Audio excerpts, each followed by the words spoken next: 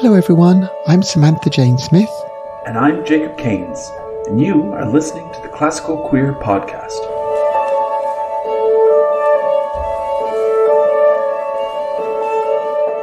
Well, today we are joined by the wonderful Symon Henry, who is a composer, artist, a visual artist, a performer, many things, as you will hear. We'll talk about all their myriad facets of artistry. But Symon is a Montreal-based performer, artist, like I say, composer, and we're here to talk about some compositions and some wonderful artwork that you've done. And we're so thrilled. I mean, you're a fan of the classical queer world anyway. We've chatted before and we've had the opportunity to meet in person in Montreal, but you've never been on the podcast, so welcome, Symon. Well, thank you. Thanks so much for having me here and to have that discussion. I'm so happy to talk to you both once again. Yeah, thank you. And we were just talking before we started recording that you've been traveling a lot and you've been in a bunch of different places. And this is the funny thing we keep talking with artists, and I'm sure we both have been encountering people who just in our day-to-day life who have had so many projects put off because of the pandemic that we're just starting to be able to do them again. And so you were just in Paris from a trip that was postponed by 2 years. And so it's great to hear that people could start working again and traveling and bringing their art to different places. And so what were you bringing to that? Was it a festival? Was it a concert series? It was a tour? It was a book tour. It was the Marché de la Poésie de Paris, so the poetry marketplace of Paris, and then we had some presentations in Brussels too. And it was planned for 2020 in June when my book, The Love of the Unsightly Birds, came out, which was a book with graphic scores and poetry that was released in 2020, just at the beginning of the pandemic's perfect time to launch a book. And we were supposed to go on tour, and it was moved a couple of times, and now it finally happened 2 years later. And I had another book also to present, a collaboration with Nicole Brossard, poetry and also graphic scores. So I was lucky enough to present both books in the Paris book fair. Phenomenal. For those people who are listening to the podcast and don't know your work very well, Symon, would you like to say a little bit about the graphic scores? Because this is a fantastic part, I feel, of what you do. And maybe to somebody who's not familiar might not understand that. So could you just briefly give an explanation of those? Oh yeah, absolutely. I've been working with graphic scores for 15 years now, so I have this idea that everybody knows what's a graphic score, but indeed it's a very specific kind of way of writing music. Instead of putting black circles on lines like in traditional European classical music, I draw abstract paintings if we want, and those paintings are actually music. And since for me, when I draw, it's automatically music. Everything I draw is actually very precise sounds, and what I've found to be very interesting in my years of exploration of that mean of conveying music is how working with people with those scores in dialogue, we can go from performing the score extremely precisely or to go very far from what I had in mind. So they work with quite intuitive, I think, codes. For instance, when something is higher in the page, it's higher pitched. When it's lower, it's lower pitched. When the colors correspond to different instruments. So for instance, voice is often red for me. Bassoon is might be ochre, and etc. Horn is yellow. For I don't know. I don't know for what reasons. Might be very culturally linked, or or something in my brain. I don't know, but yeah, and. Usually the scores are read from left to right, and in the past 5 or 6 years I've started also working with scores that People can just go all around the pages and choose elements they want to perform, and with the idea of giving to the audience a global experience of the sound world that is on paper, and that is now also on video, because now I scan those graphic scores and I animate them to do video scores. So that's the summary of 15 years of exploration. I mean, for me, it's kind of interesting because when I first saw the video scores, I wasn't quite sure what was going on. I kind of looked at them and thought, okay, it's artistically very nice on their own right. Let me just say that as a start. Well, thank you. When I started to listen to both together, that suddenly you start, I don't know what it is, something in the brain puts the two together. And then suddenly you start looking ahead, and you can sort of, you start to automatically intuit what's going to happen, even though you really don't kind of know. It's kind of a fascinating thing. And anybody who's listening to this now, I thoroughly recommend taking a look, listening at the same time, because I think it makes a great experience. And it was fascinating to me how the brain works. Kind of like for a scientist, it was like, oh, why is my brain doing this? It's fascinating, really. And also, I must admit, I with the years, I've started to place some hints for the listeners. At the beginning of a lot of my scores, there's moments where the musicians are asked to perform musical elements that for me are very didactic. So for instance, a line that goes from up of the page to down of the page, and you'll have a violin playing very precisely the line going downwards. So the listener and the audience usually have access to the visuals too, so they see it. They not necessarily make the link, and that's okay, but it brings something in the back of the head. So when it comes later on, they often have an idea what's going to happen. It becomes a game, actually, because sometimes the musicians will perform exactly what you think they will, and sometimes they'll just do whatever they interpreted from the graphic. And you bring up an interesting point there. So, graphic scores are, having done many graphic scores are fascinating from like an audience perspective, from a composition perspective, but they're really fascinating from like a musician playing them perspective as well.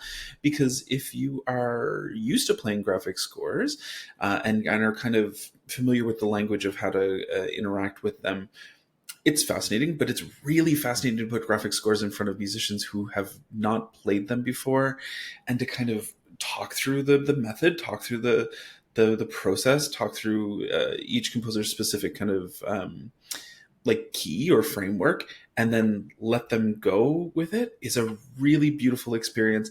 And I've played some of your graphic scores with ensembles, and you're writing things for an ensemble that I play with coming up in, I think it's next year, I'm not entirely sure. But to put those scores in front of students is like a really fascinating process, because there is that maybe connect between like you say, the didactic framework that you present, and they look at it maybe initially and say, what do I do with this? Or maybe don't believe that what they're going to play, whatever it is that they don't know that they're going to play, is going to come out and it is going to connect. And then you can watch their faces, and they're playing, and they're like, oh no, I am playing what's on the page. Like I absolutely am actually playing. Working. Yeah. And it's really neat to watch, like as a musician, it's neat to watch. Audience is great, that's all fantastic. But as a musician, it's neat to watch them connect those dots and to play them that way. And many of your scores, they get played by professionals around the world, and it's and I think we've maybe even talked about this a little bit, but what's your experience with putting those scores in front of old hardened orchestral musicians who are used to playing Haydn and Strauss and Mahler and Beethoven? Tell our audience about that a bit, because I'm sure that's a fascinating thing too. Mention no names, Symon. No names. No names.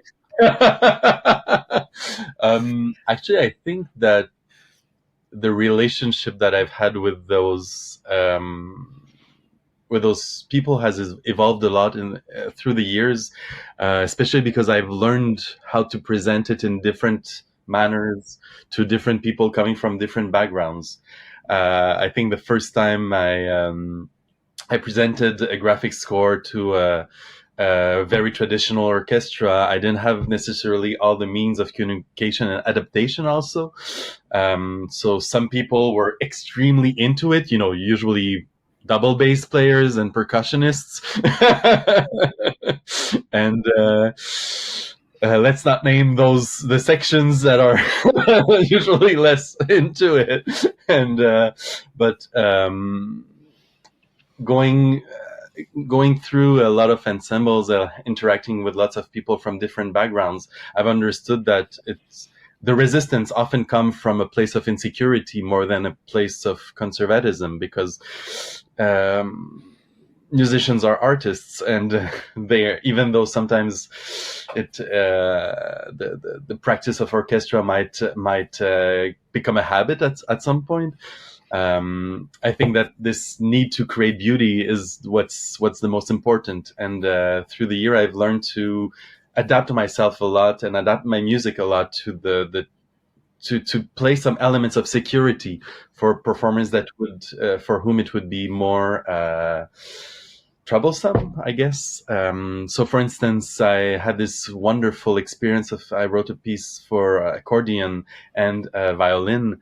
And one of the performer, when they saw the graphic score, they were like, "Oh, that's cool. I can do that." And they started playing, and it sounded very personal to that performer. It was a bit far from what I had in mind, and a bit far from the graphic elements, but it was very close to the poetical universe of the piece. So I kind of accepted that distance. And the other performer, they were more from a classical, very traditional classical background, and they were very insecure in front of those dots and spots and and crunches.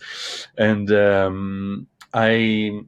discussing with them, I added staffs on top of the graphical elements. I added in some sections very precise rhythmic elements, some pitch elements, just to give them the most, floor on which to dance.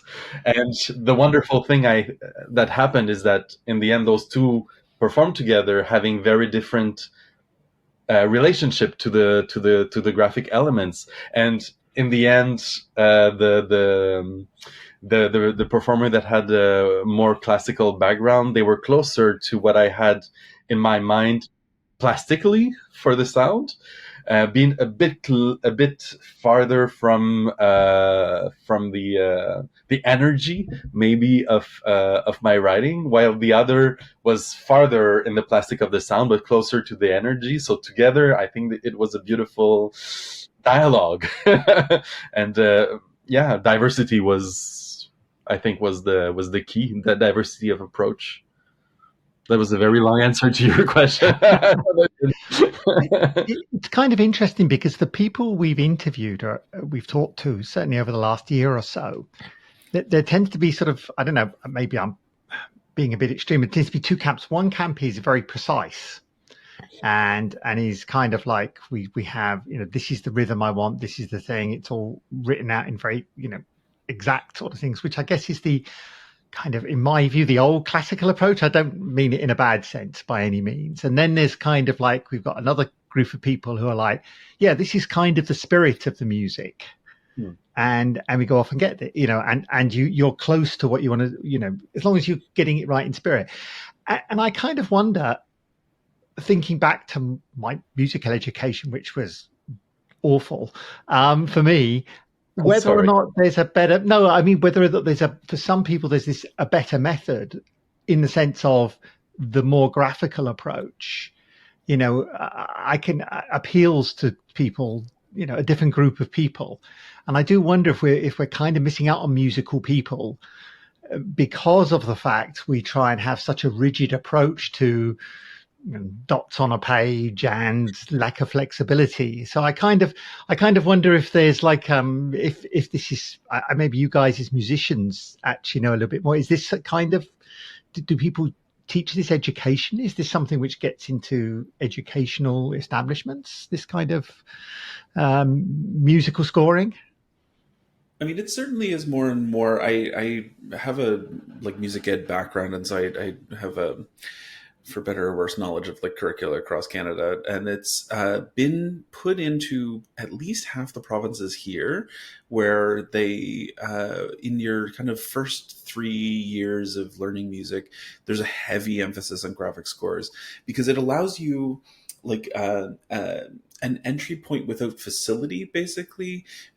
In some respects, not to say that graphic scores don't require facility, but there is a method of entering graphic scores without having all of your scales down pat and all your like time signatures and key signatures and like an incredible like for wind players mouth facility or for string players facility on the instrument itself. And so there is a usefulness. I think what's interesting for me, and maybe Simon, you have interesting thoughts on this, I'm sure, as well, is like it's interesting to use graphic scores as a method to unlock deeper artistic methods, I guess, for even for people with extreme facility, people who have like a crazy understanding of their instrument.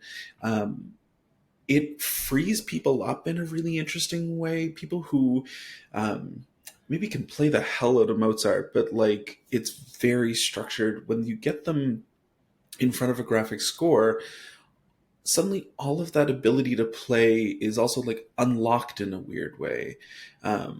But what do you think about that, Simon? Yeah, I totally agree, and I would add on that graphic scores permits different types of brains to get access to musical expression. It touched me what you said, Sammy, about the musical education and the rigor. And when I was studying piano at the very beginning, I was told that I could never be a musician. I didn't have the skills. But actually I didn't have I didn't have the precise type of brain that is required to do classical music. And because I'm a very persistent person, I kind of got obstinated, and I think I can claim to have become some kind of musician. And and actually, I think that the graphic score is it permits a different type of relationship with sound and with the actually technicity of producing sound. And when I'm in front of a graphic score on the piano, I feel I can do anything, and actually my fingers follow and things happen.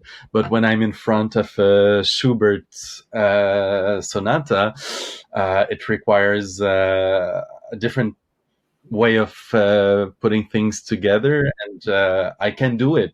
I've been, I went through the labor of being able to do it, but I feel like I'm very less skilled, and I have very less means to do it. And actually, it took me a long time to accept that it doesn't mean I'm a bad musician. It just means I have other skills, and that I need other types of music to express those skills. And it's not a matter of lesser or better. It's just, opening doors. And I think also the graphic scores permit to go back to playing traditional notation, and you realize at some point, as you said, it opens doors, and you're like, I can actually do very fast trills when I'm not like super stressed about having it on the fourth beat of that Mozart's sonata. Yeah. I mean, it makes perfect sense to me. I'm on board. We should listen to the first of your pieces. So maybe tell us about. So there's 2 excerpts from 11 Novembre. Maybe you can tell us about the first one, and we'll start there. So the 11 Novembre 11h at dièse au dièse 11. It's a piece. It's actually my comeback to the piano. I have been away from the instrument for 10 years, maybe a bit more. After doing my bachelor degree, I went in classical piano. I went into composition, and for 10 years I didn't I was upset with the instrument because I have been playing it since I was 5 years old, and it was never really a choice for me to play piano. Probably, if I had chosen, I would have become a singer or something that requires breath, because breath is way more intuitive for me than finger play and memory. Memory is such a big part in playing piano, and it's not my forte. And also piano has lots of strings attached. I mean, it's very rooted in a tradition, in multiple traditions, but one of those, especially in classical world, is competition. It's a very competitive instrument. When you start studying in piano, one of the first thing teachers would say is that you probably won't ever do a career out of it, because just to enter into studies in piano, you need to be absolutely excellent. And after that, to be able to exist in the piano world, it's all about doing piano competitions and being able to, if you're not a soloist, there's no place in an orchestra. So you need to do chamber music or to do accompaniment. And to do accompaniment, you need to be able to read music so fast and to incorporate it in your body so fast.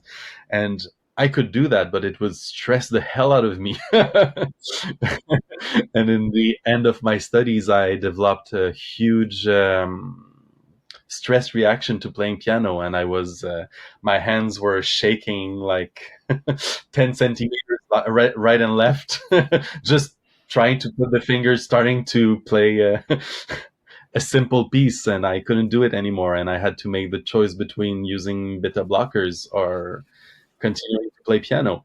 And I decided I needed therapy more than going to beta blockers, and that's what I did. And I totally respect those who chose to go directly to beta blockers. Everybody has their own path, but I chose my own. Go into composition and take a break from this devil's instrument. And 10 years later, the pandemic, for 2 years, all my projects I've been working so hard to make happen, they all vanished, and I was stuck in my very, very, very, very small apartment in Montreal. It's about 15 square meters. So, which is absolutely fine living in the downtown, in Le Plateau, in Montreal, in normal life, when you can go out and live your life outside. But during confinement, it was so hard. So at some point, the piano got out of my closet, like literally, since I have an electric piano in in my closet that has been hiding there for years.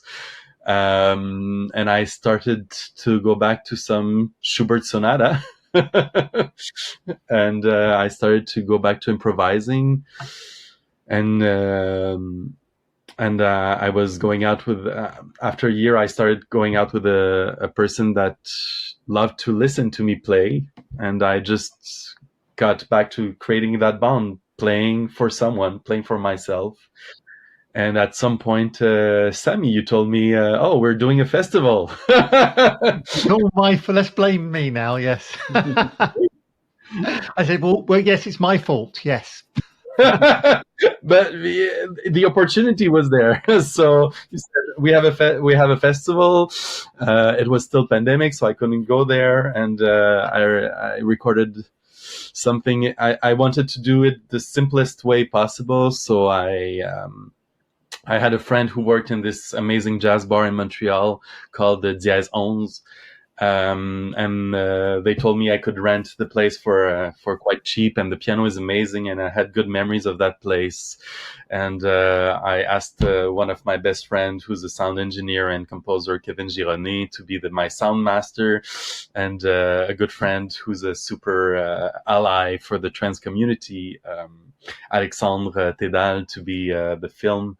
To film the performance, and it was just the three of us, a martini and the piano, and the second martini and the piano, and And we did we did a one shot recording of 11 Novembre at the Dièse 11 at 11 which is just like the date, the time, and the place where the piece was performed, which happened to have lots of 11s in the title. So that's the short story of the excerpt. And just to say, it was played both online, but we played it in the festival over a break period, and we had it was a trans festival in Stockholm, and we had over 100 people, and it was absolutely fantastic, and people just loved it. It was great to see, and we put it up on the big screen, and we had the great sound system. It was fantastic. So, and thank you. It was really excellent to do that. It was really, a really positive experience for us. So thank you, Symon. Well, let's have a listen.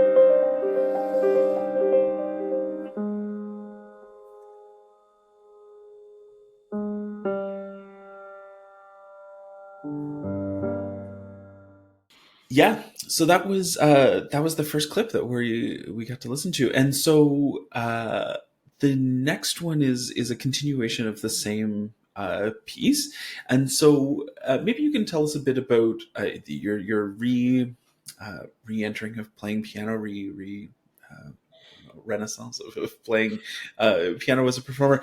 How did it feel to record? How did it feel to come back to the instrument? It felt like going back to a place with the instruments that was very specific. Because my relationship to the piano has been very hard, but also it had become at some point in my life a kind of safe space. I come from a very troubled household, to say the least, and for some obscure reason, playing the piano was kind of sacred. So when I was playing piano, nobody would come to me.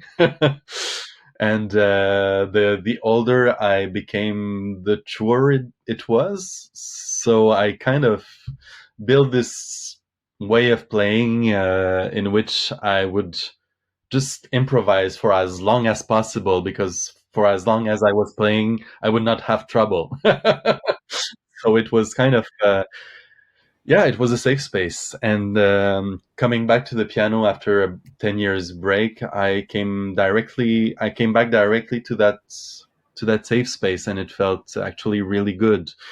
And I was a bit stressed of going back to playing publicly. So actually having it pre-recorded has been a great solution, because I didn't have the stress of like actually facing an audience on the instrument, because I've performed a lot of different things throughout the years in front of audiences, and I never had a problem, but I had a specific problem with the piano. And also I kind of linked there was something about my piano playing around the year 2000 that was very much about extreme expressivity and playing lots of notes. And it was absolutely not in the vibe of the improvisation scene in the 2000, in the year 2000.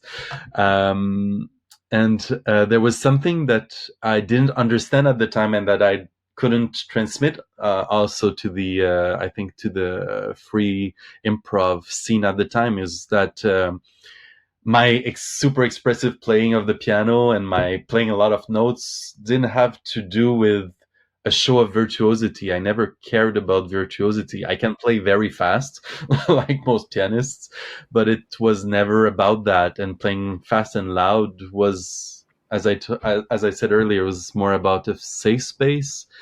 And more recently, I connected it to a specific state of mind that is known in the Middle Eastern tradition as tarab. And I would not reclaim that my music comes from tarab, but it's more that when I learned about this state of mind in music, specifically in Egypt, I could project myself. So this way of doing music is specifically associated to the most well-known singer in the Arabophone countries or communities. She's called Kulthum, and Kulthum would usually perform pieces that on CD would last like 4 or 5 minutes, maybe 10, but in real life, in concerts, they would last like 2 or 3 hours. And being extremely expressive and extremely a lot in lamentations, but in a way that I don't know exists in the more occidental musical scene. And it's music that I've had in my ears for my whole life. My father was listening to Kulthum nonstop when I was young, especially when we were driving to go up north in Valmorin, etc. And this. And usually for 1 hour drive, it would be only one song, because that's the way Kulthum music works. And and playing music in that sense, that you're into a state of mind. You're not into a song. That's something that's been very important and precious for me. And that's kind of the spirit of the tarab, to dive into a state of mind that is close to trance, and but not a trance in a way that you relax, or it's more a trance in which you just dive into the emotions and give it all. And it goes on for the time it needs to go on. So that's mostly what 11 novembre 11 at dièse 11 is about.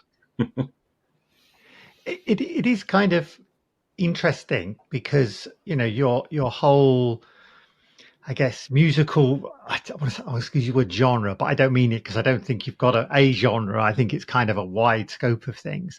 But the tying up of this kind of very emotional feeling, the freedom of the scores, and all of this is kind of interesting when you say you compare it with our normal tradition of music, which is the very rigid, and here you've got this very flexible kind of, the songs last as long as they've got to last, and kind of, and we've got, you can play this as long as you get the spirit of it right.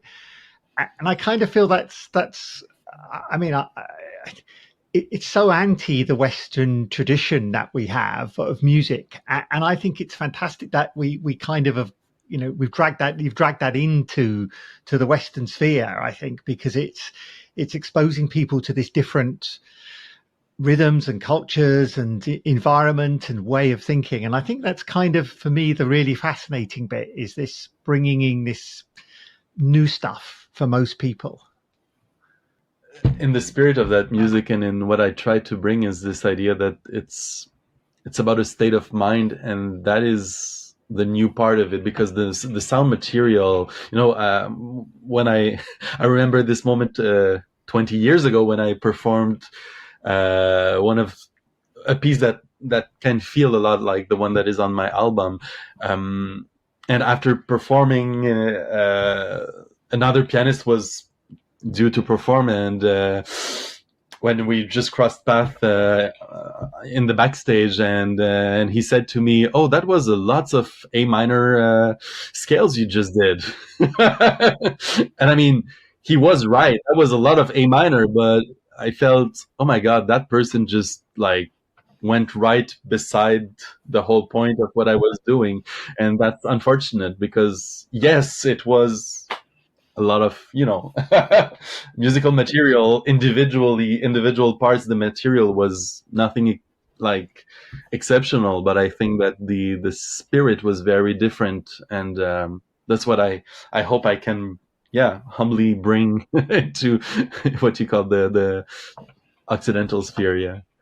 And I think for me, just to add to this, I mean, I think the bit about this is that, when you talk to some classical musicians, they kind of go, okay, so we got this score, it goes from A minor to this, to this, to this, and we go up in the fifths, and we've got this and this kind of register and all this kind of stuff. And it really is fascinating. I'm overly impressed with the way people play music, but I always kind of feel they're missing the point sometimes. I always feel that the big thing for me as a listener of music is, how does it make you feel? And I don't really care whether it's A minor, B flat, or you go up in fifths, or what instrument it's on. If it makes you feel something, that's the important thing. And I kind of feel that's where your music's coming from. It's about feeling and not this structure. And I kind of as a listener, that's why I kind of really like your music, is it makes me feel stuff, as opposed to always thinking, oh gosh, okay, we've got this classical, it's a sonata, or it's this and it's in this, and so we're going to have this many parts and this many things, and you can't applaud at this time, and you can't do it. So I kind of that's why I kind of like this almost semi-anarchic view of music, I guess, is what I would say. And also, it's very close to the feeling, but there is also a very big obsession for the precision of the feeling in my music. That's maybe my more rigid side. When I rehearse with the musicians, that's where I put all my energy. It's to have a very, very, very precise sense of what we are expressing, and it's not necessarily in the words. It's in the music. It's in the sounds and how they interconnect. Yeah. Shall we take a listen to the second piece now then? We'll do that.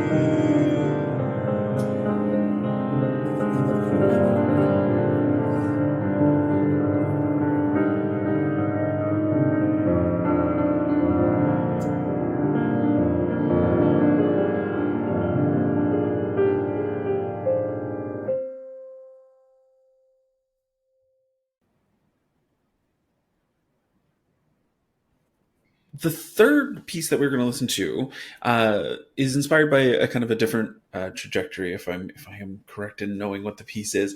And so tell us a bit about Desert Mauve and where that comes from, and the kind of writing behind it and the artistry behind it, and then how it translates to the piece that we're going to listen to.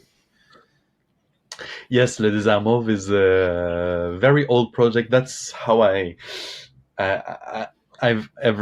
always worked, like building projects over years, decades sometime. And Le Désert Mauve, it's an opera I've been working on since 2011. And a partial premiere has happened in 2019, another partial premiere last year, and a new one in Montreal in September. And there's lots of little elements of that big project that has existed in different forms, in different contexts. And working in tentacular projects, that's something I love a lot.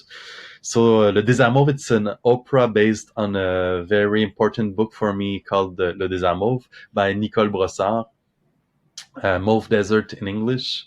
And it's a very... what I love about Nicole Brossard is that her writing is at the same time hyper emotional, connected to the body, and very rooted in the heart. And at the same time, it's super intellectual in a kind of fetishized way. It's a very sexy way of being intellectual, I think. And the book is in 3 parts.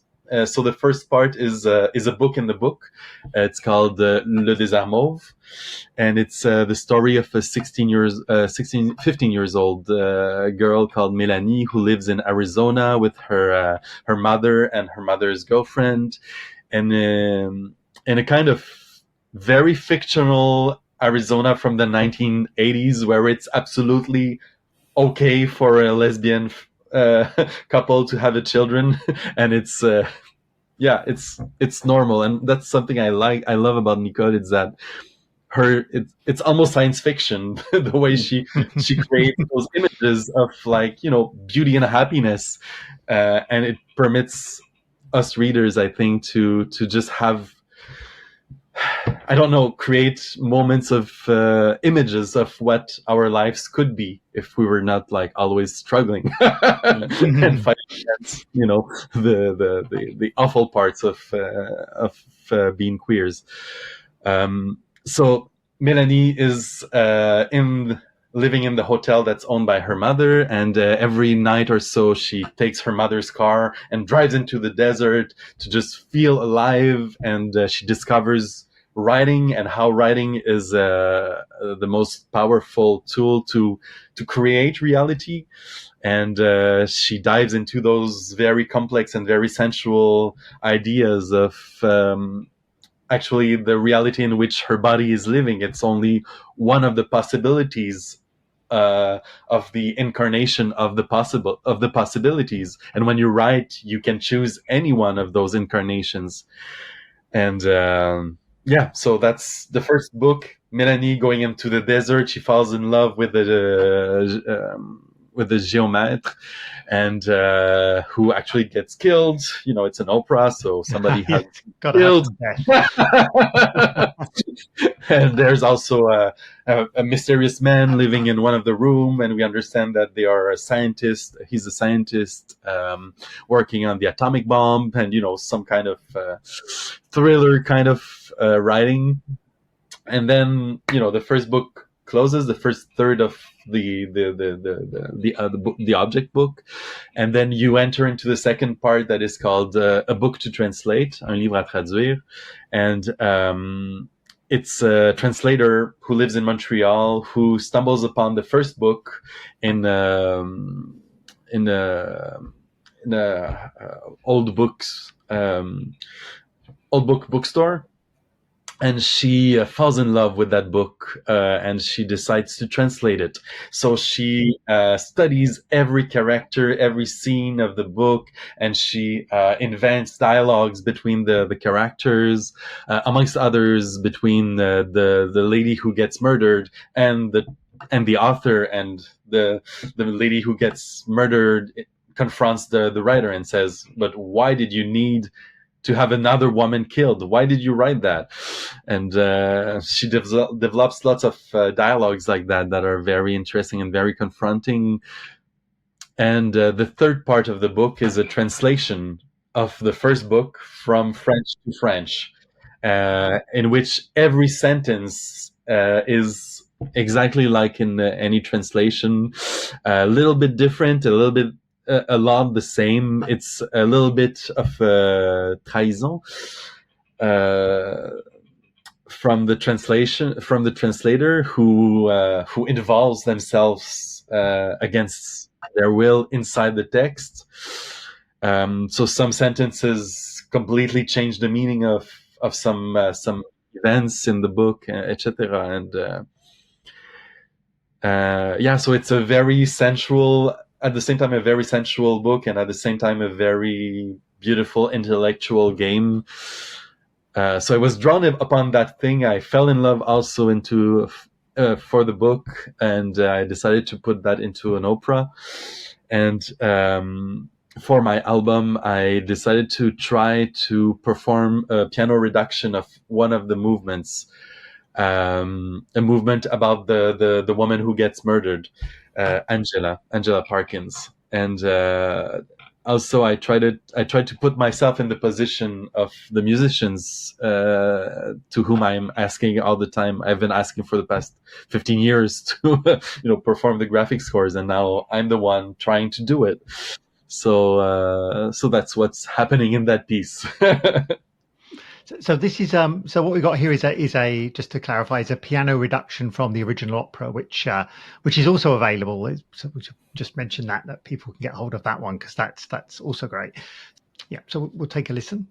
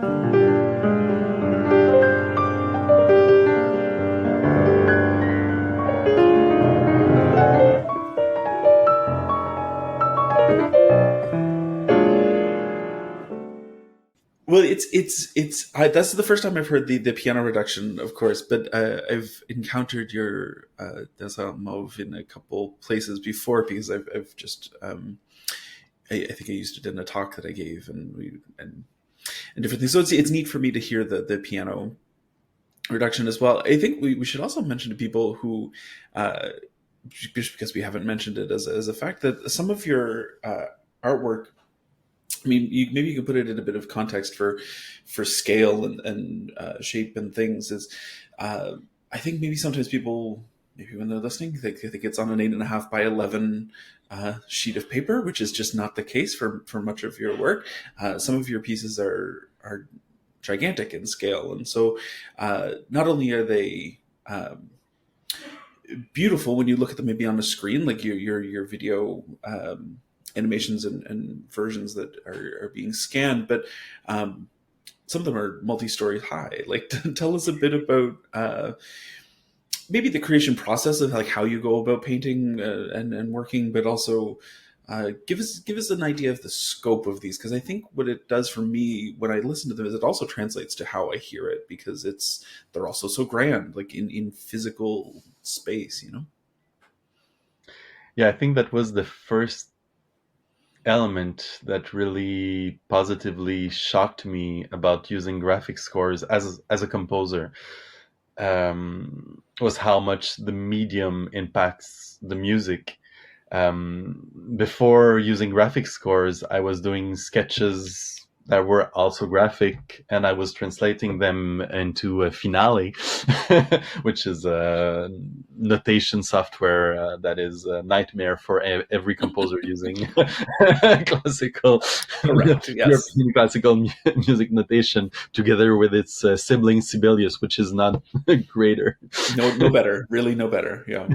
But the point is that there's a kind of physical reflex when composing on the computer of, there's a certain number of pages you can grasp with the eye, and there's a certain length of music you can put into one page, and it tends to have an impact on the music itself. It's a normal reflex. Yeah, so melodies would tend to have subdivisions that is more linked to the paper than to the music. And that's one of the first thing I realized when I started to use different formats for my graphic writing. Some musical elements I would write on very, very small pieces of paper and with the graphite, let's say, and they would have a certain musical feel.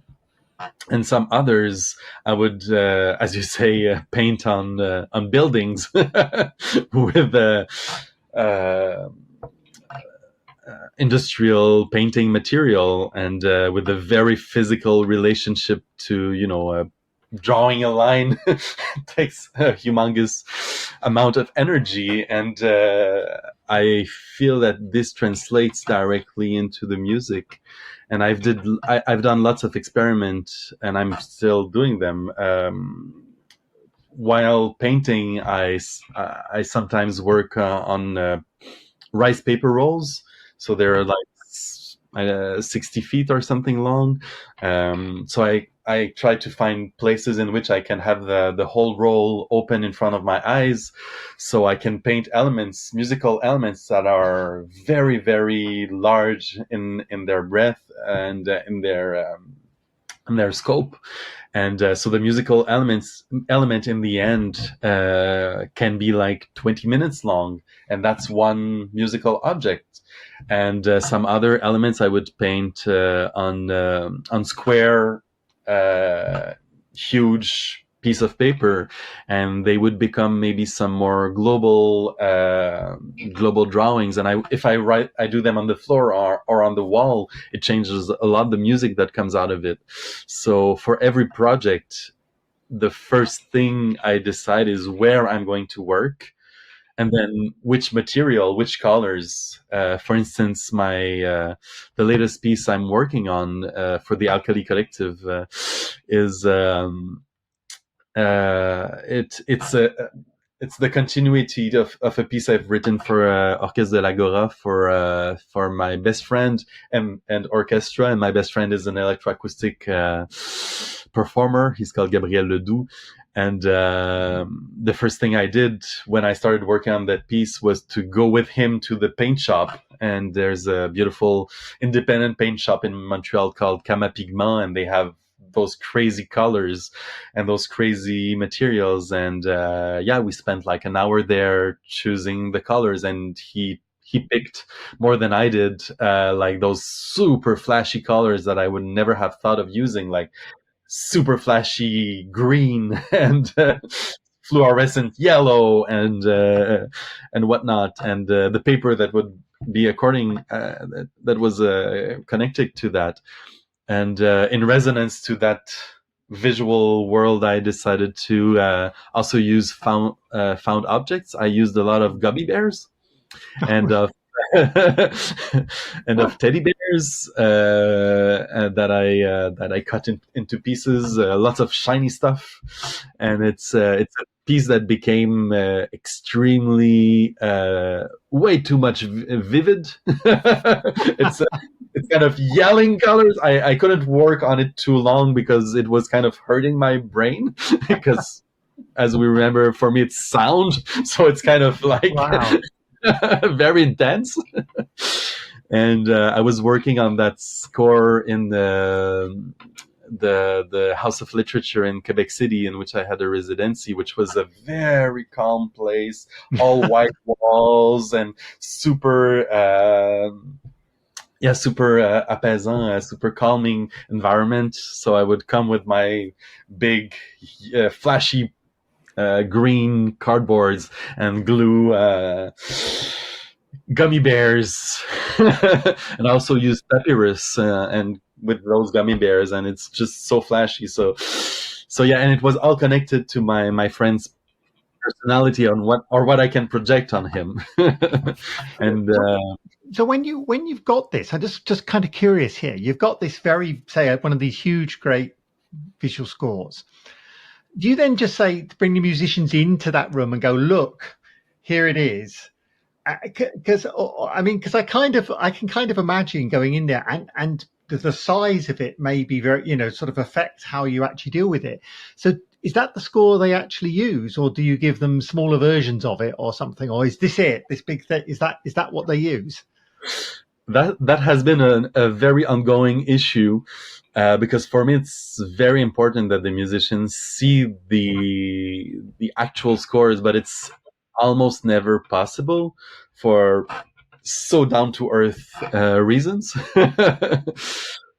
And but in every project I try to get closer to my ideal, and I'm working on another project that has been postponed like a 1,000 times before because of the pandemics. It's a duet for Yana Luxt and Sarah Constant, who are respectively flutist and pianist, and they commissioned me a piece, a 3D graphic score.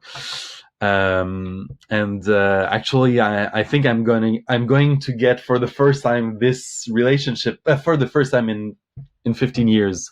I had something 15 years ago in Finland that actually the performers were playing the real scores, but I couldn't do it for a long time because the context was not there.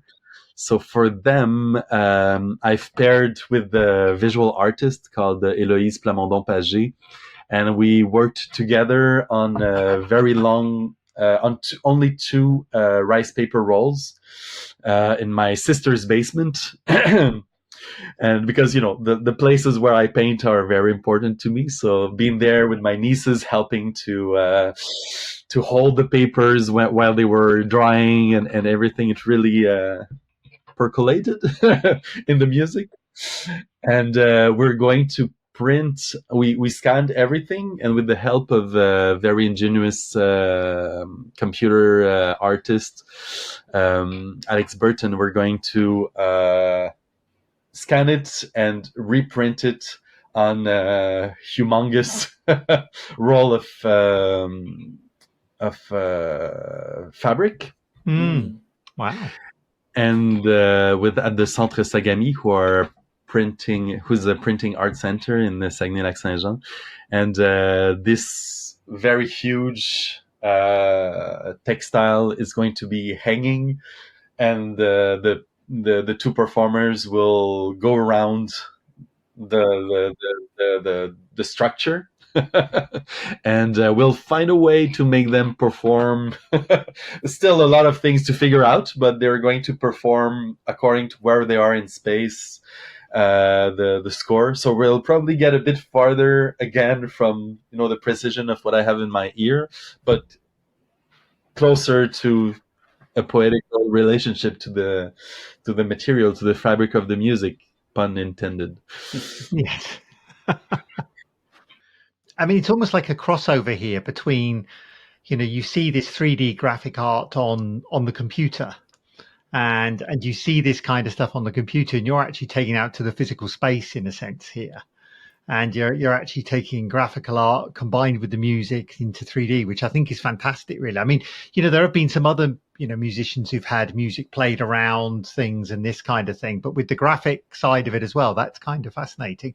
Are they going to be able to, I'm just kind of curious now, are they going to be able to choose where they walk, or is he going to have a path for them? So I kind of, is it sort of random walk and I'm going to sing this and this, or are you going to make them sort of, Actually, I've always been working in this way, that I feel of myself more as a choreographer than a composer. So I work with the musicians to establish the best relationship possible with the poetical and musical world we're building. So we already had some rehearsals, and we're choosing to get together which parts are the most interesting, and which point of view it's the most fécond. It has the most possibilities and the most the potential. So certainly what we'll do is that the four of us, Eloise, the two performers, and myself, will do is that we'll work together. We'll find a way to install the score in space, because it's going to go in tour. So every space, it'll be different. And we already talked about the fact that the duration will also be different from one place to the other, depending on how the fabric is disposed and is installed in the art spaces or in the concert halls. And together we'll discuss trajectories and possibilities of trajectories. So in the end, probably some elements are going to be fixed, and some others will be way more open. And we'll try to find a way. And also, I didn't know those two performers before, so I'm discovering their relationship because I think everybody that revolves around the classical music world has some obsession with precision, but it's just impersonated in different ways. And I don't know yet what's their take on that, so we'll probably discover it while working, because beforehand it's not sure. That sounds a lot of fun. Most definitely. I think that's what I've been aiming, without knowing it, for the past 15 years, is to have more and more fun doing arts. And doesn't mean we're not going into really deep stuff, but it's important for me that we feel good after playing and rehearsing, and that there's energy circulating. It's scary territory, though. I mean, you spend so many years having the fun kicked out of you from the Oh my whole God, process. It's so ingrained in how we learn classical music that it isn't fun.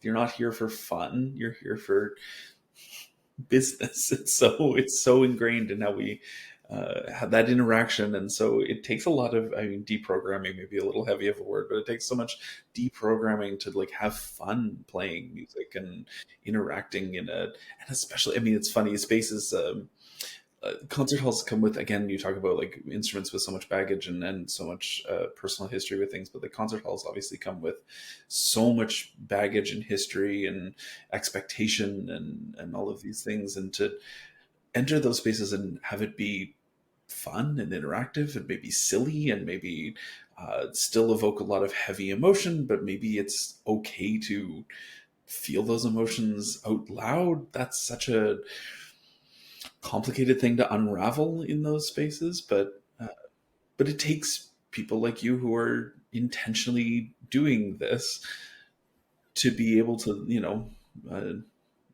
de intensify those spaces a little bit. And also, I think I tap a lot into the fun that I've seen classical performers have in very specific contexts. When you permit brass instruments to play loud in Mahler music, Yeah. I mean, they're having so much fun, and it's very, complex and dramatic music, but just tell them for 1 minute to, trombone, you can play loud. It's okay. And yeah, I think we can tap into that space of meaning and enjoyment. Yeah. And it's okay. We don't need to be all Christian about it, like suffering is good and all. Yeah, right. And it's part of that generic queering of the space, like the bleeding through of expectation and reality and having fun and still accessing those emotions and still having all of the understanding of what it is we're playing. But yeah, play loud, play with passion, play, all the things. I kind of hear what you say about the music, but I kind of have to throw in here that I think society as a whole tries to beat the fun out of you, quite frankly. Well, yes. I mean, it's kind of its role, right? It's kind of what it does. You've got to take everything so seriously. You've got to do this. And I think one of the things I know Jacob and I have talked about a lot, and we're kind of always come round to, is that queer spaces and the queer community tend to go against that. I tend to push against that and push the boundaries out to be more fun, if you like, or more to push the boundaries beyond the convention. So I kind of feel this is kind of the music it's bigger than the music, if you see what I mean. It's almost bigger than that. It's about how we view the world in a sense, and we always end up with this, Jacob, don't we? We always end up on this. We do. But it's true. I mean, there's all these queer spaces and all these queer ideas around whether it's performance or not is about pushing back against, and there's such an important thing to push back against. Like there's so many things being imposed upon people and so much heaviness and so much expectation, and I really genuinely love that queer performance, because that's what we're talking about right now, but like queerness in general pushes back, and it really intentionally pushes back and reclaims some of those spaces against feeling so shitty often. And I would add on that it's I think there's pure fun. That's something I think we're reclaiming, and it's perfectly good. But I often, at this moment, I'm thinking a lot about the fact that it's also a subversion method. It's a tool. It's a very, very powerful tool, because I think that haters don't want us to have fun. they want us to just be miserable at some point.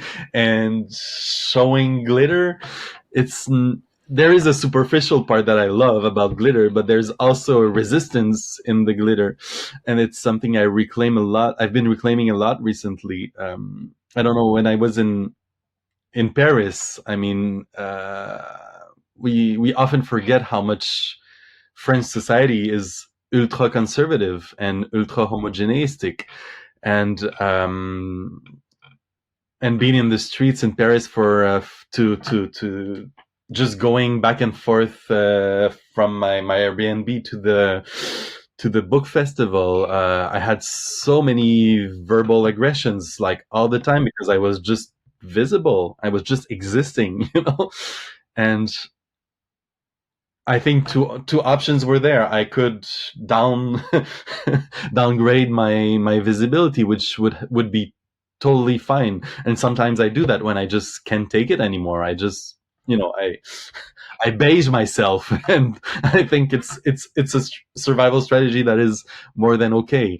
And when I have the energy, I glitter myself up, and it's a kind of, it's a effort you. It's like you want me to beige up?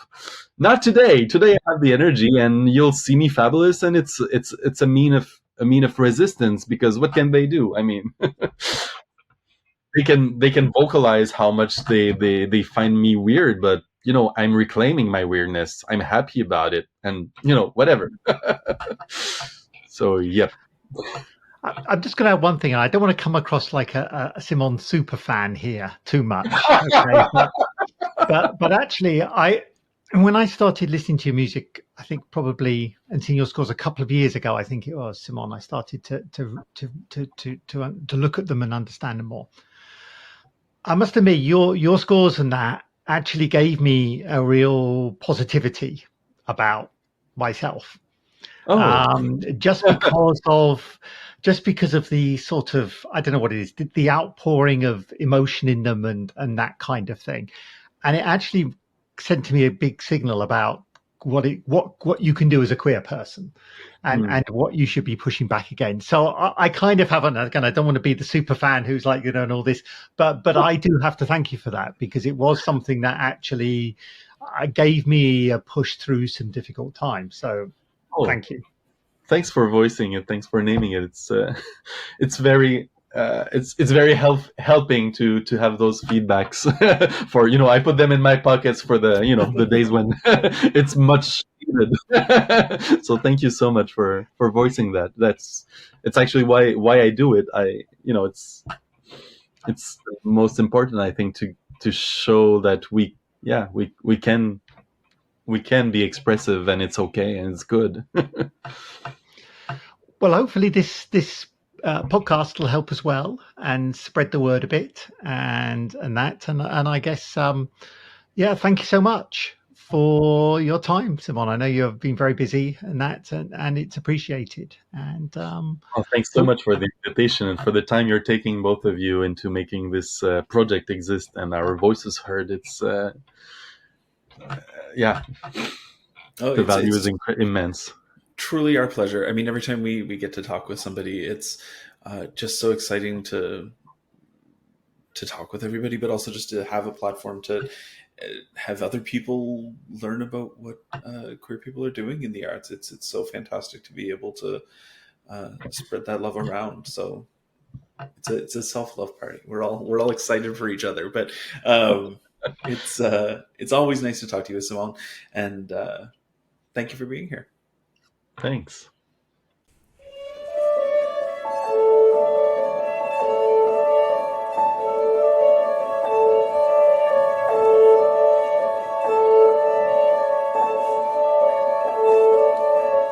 So that's all for this episode. You've been listening to the Classical Queer Podcast, and Jacob and I look forward to being with you next month.